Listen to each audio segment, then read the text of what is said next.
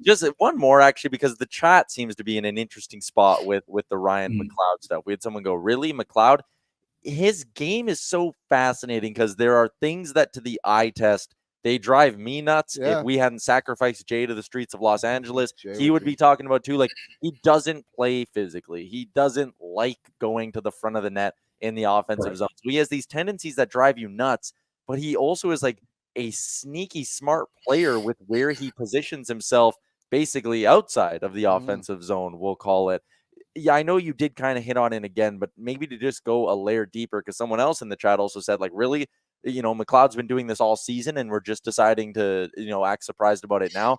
He really is like an important, reliable piece as a third line center. As much as I was someone who throughout the season banged the drum of his offense gets better when he's on the wing, why are we not just keeping him as a winger? If you view him a little bit differently as a important shutdown piece, like you mentioned the series against Vegas and his play against Eichel last year. If you view him a little bit differently, you start to maybe appreciate his game more. Is that fair? Yeah, I mean,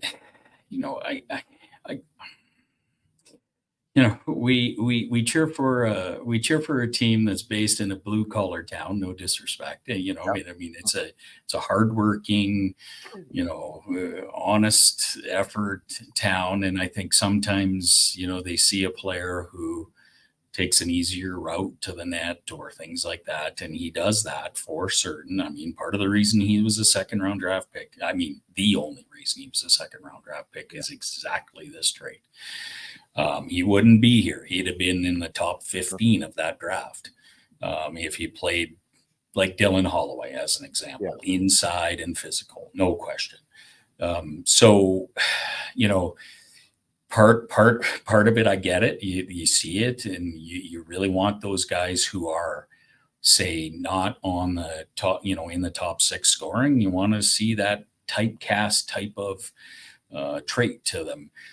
He doesn't bring that, but again, like you just go back in lore of Oilers history, and you see guys like Todd Marchand or Andrew Cogliano, guys like that, who like raced around the ice with all kinds of speed, never really all that physical. I get he's bigger than them, but and they just always effective. And I mean, this is a team where he almost becomes more valuable if you can settle that top 6 in terms of scoring with somebody else, because now you just say, back to my generation of Oilers hockey. Now you just say, okay, go out there, whoever it is, Mike Pekka, what it done, and just take this line out of the series, right? And that is incredibly valuable, especially in a 3-2 league, like incredibly valuable. What's up, Nation citizens? If you like that video, then you need to be subscribed to the Oilers Nation YouTube. Podcasts, live shows, exclusive interviews, and analysis. Everything you need from your favorite voices at Oilers Nation. And you don't want to miss any of it, so hammer that subscribe button.